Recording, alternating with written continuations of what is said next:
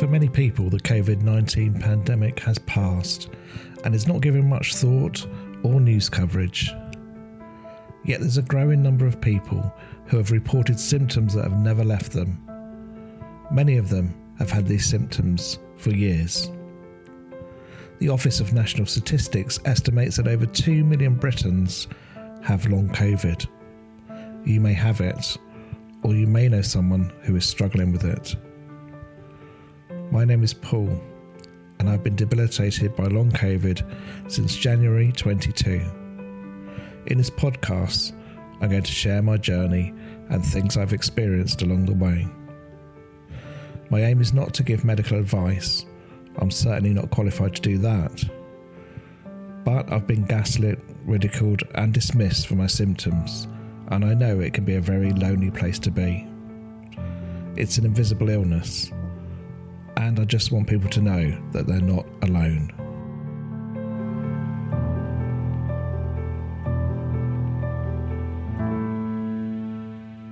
Hello, and thanks for taking the time to press play on this episode. I really do appreciate it, and it's been really humbling to see just how well this podcast is doing, so thank you. It's also a bit sad to know that there are so many people out there suffering with the same thing. So whoever you are, wherever you come from, I want to welcome you, I want to thank you, and I want to start by saying that you are not alone. Now, just a little update before we get into today's episode. If you've been listening to previous episodes, you'll know that I have had COVID for the third time, and it's been 2 to 3 weeks now since I've tested negative. So the initial virus is out my system, and I have to say that for the first couple of weeks after COVID, once I'd recovered from the kind of initial illness, it's followed exactly the same pattern as it did before. When I had COVID for the second time, I had this kind of honeymoon period after getting the virus where my energy levels almost returned back to normal, and I was celebrating, and then I crashed out again, and it's happened again this time, but I was expecting it this time. But I was kind of hoping that it would be different because I'm not, unlike the previous time I had COVID, I'm not working now.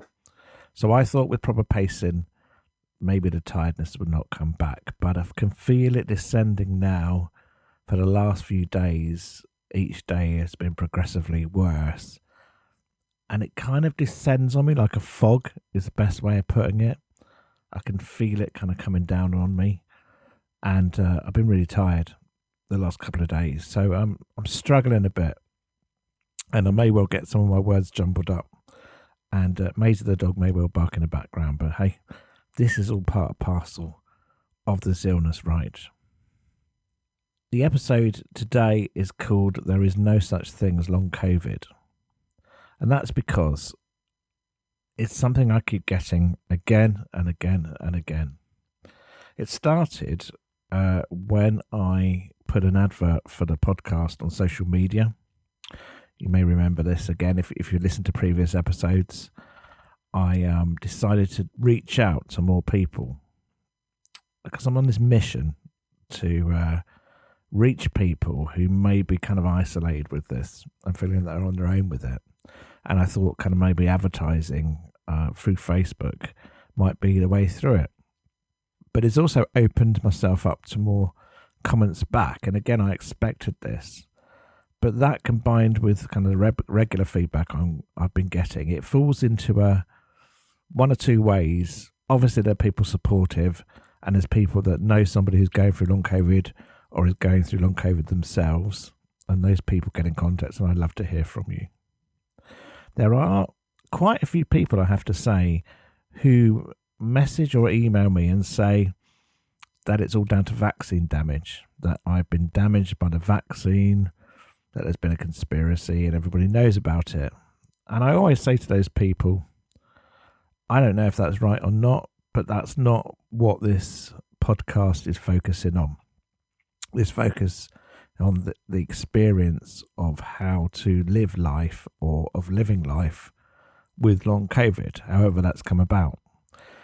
So, great, but it kind of doesn't change how I feel and how millions of other people feel as well. And the last group of people that contact me, which is a bit more surprising, is those that say there's no such thing as long COVID. And they even go further. Many people say there's no such thing as COVID. They believe that there was never such a thing as the COVID virus, that it never infected millions of people, and that for some reason it was kind of lied about and there's a big conspiracy about it. And they certainly don't believe there's anything, called long COVID.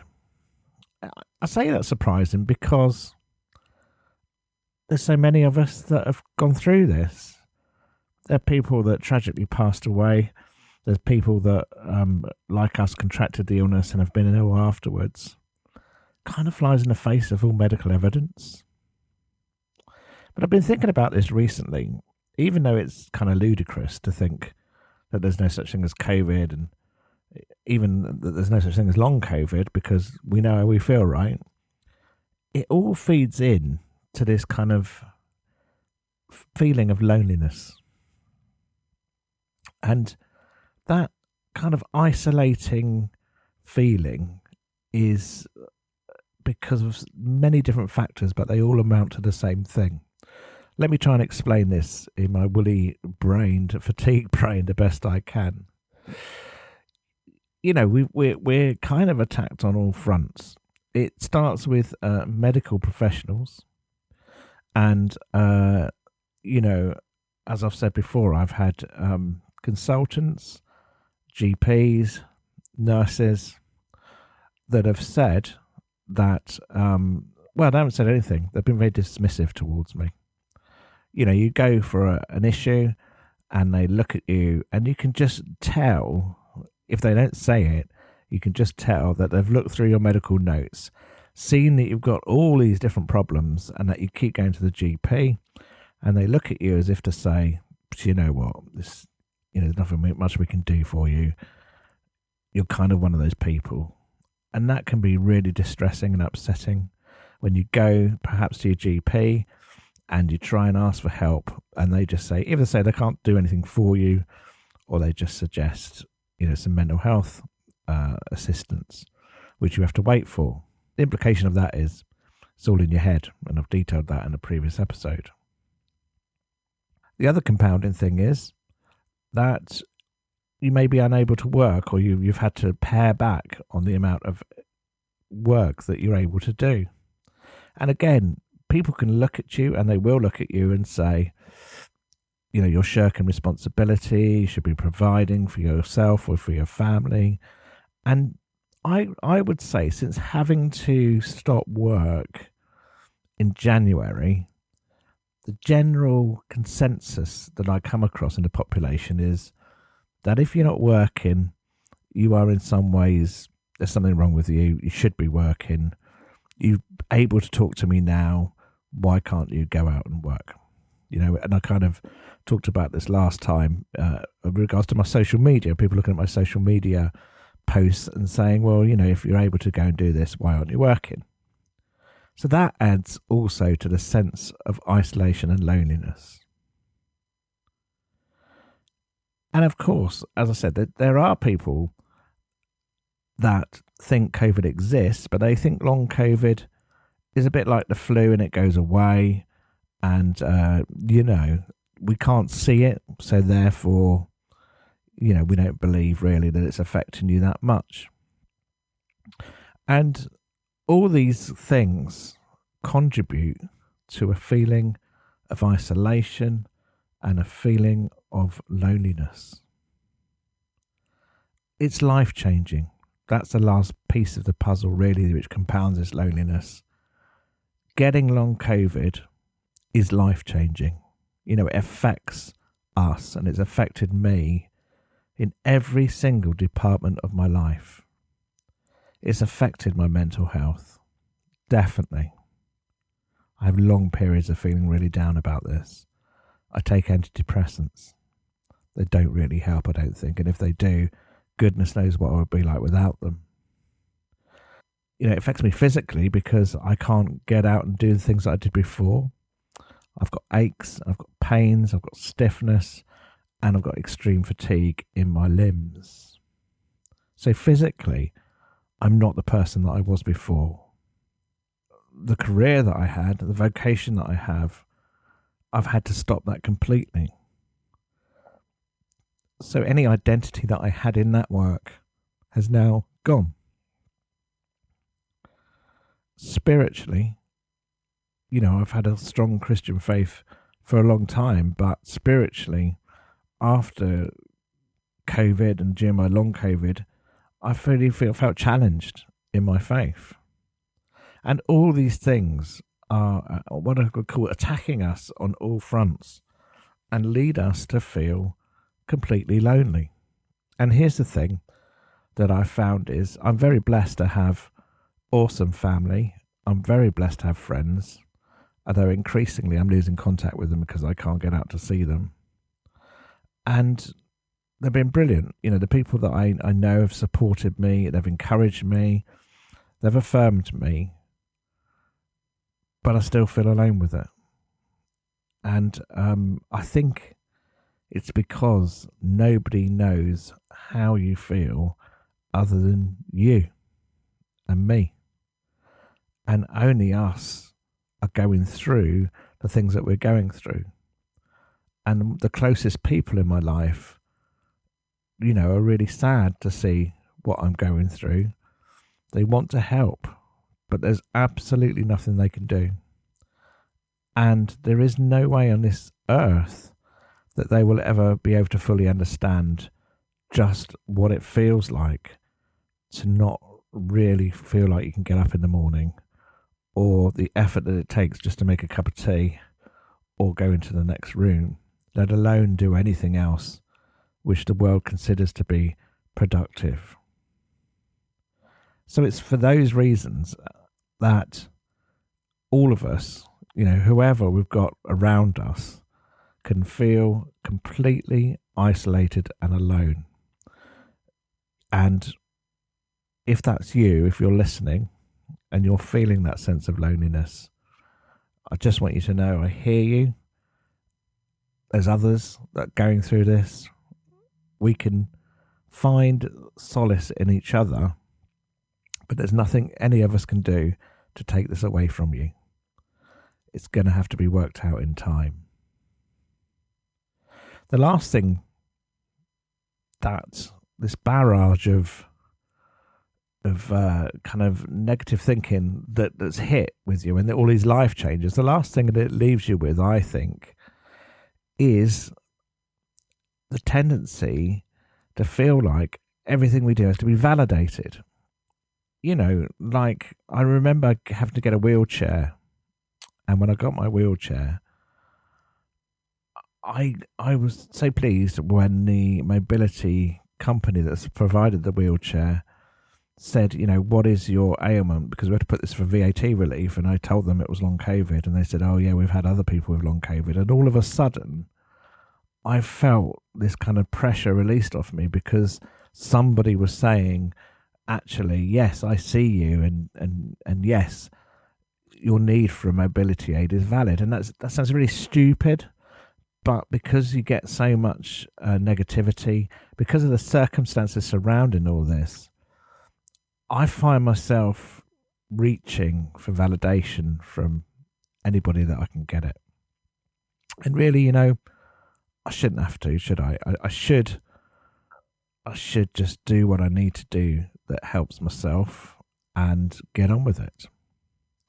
But that's where it ends you up. This is where this whole thing takes you, to this place of complete isolation, of feeling lonely, of realizing that nobody really understands what you're going through. And then you end up kind of shouting to the world in whatever way you can, please just hear me and see what's going on. And mobility aids are a great way of showing the world how you feel. They do more than aid you physically. I believe that they are kind of like a badge, kind of like a thing to say, actually, everything's not okay. It really works on a psychological level as well as a physical level. And I've found them very helpful for that respect. But what does it feel like, really, in real terms? I've been pondering upon this, and I think I would try and describe it like this. It is like being in a glass room. Okay? Go with me. This is probably a bad analogy, but this is the best way I think, describe it. The room is locked and I can't get out of it. My closest family can see me. There are little perforated holes and they can talk to me. And we can communicate with each other and they can see that I am in this locked room. And they would dearly, dearly want to get me out of that. They would love to be able to just wrench that door open and get me out of it, but they can't. There's no key and the door's locked. Nobody really knows what key, where they're going to get that key from, or even if there's ever going to be one that's made. And whilst so that they can talk to you, but they can't get you out of this box, you can't get out this box. And they try and they try and they try, and it gets dark and people go to sleep. And then there are long periods when you are in that box alone in the dark. And you feel terribly alone because there is nobody that can really access you. And the next day the sun comes up and people can talk to you again and you feel this is fantastic, but they still, you get this slight attachment because you know that they can never, ever come into your box. And of course, the dream, which is the cure in this metaphor, is for somebody to come along and open the door and set you free. I don't know if that's a good metaphor or not, but it's one that I thought of today.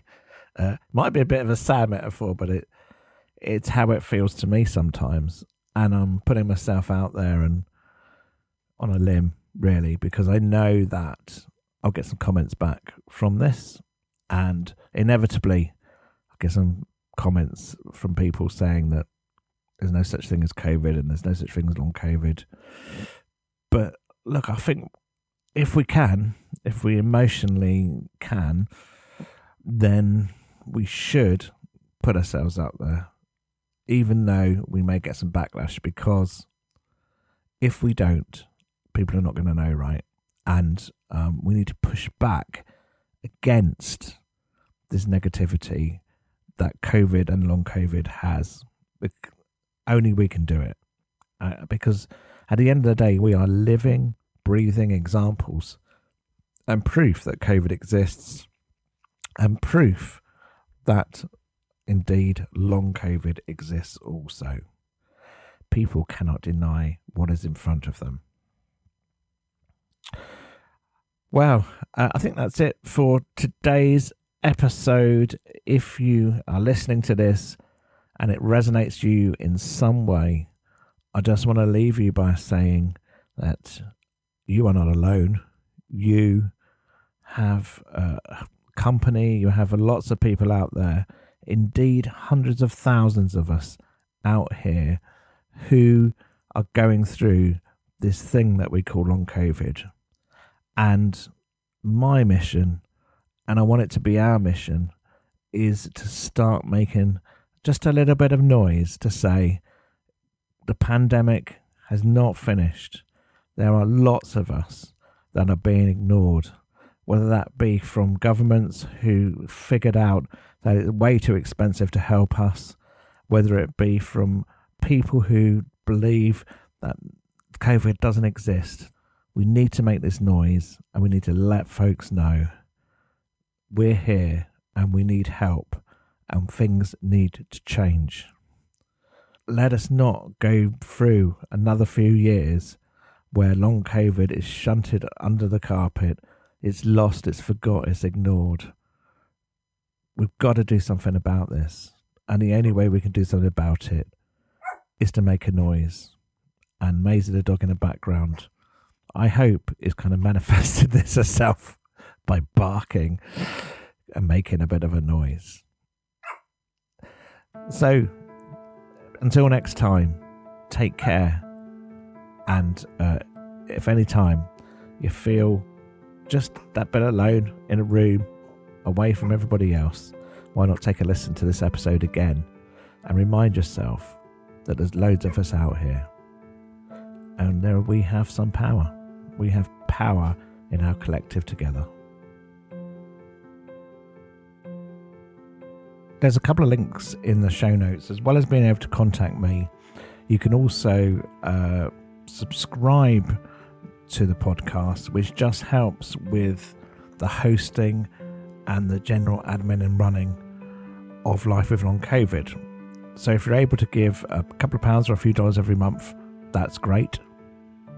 If you're not into subscriptions, and I really understand that, because we all have far too many subscriptions these days, there is also a link where you can just buy me a coffee.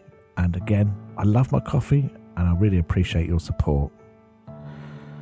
But if none of those apply, then just skip on and don't worry about it.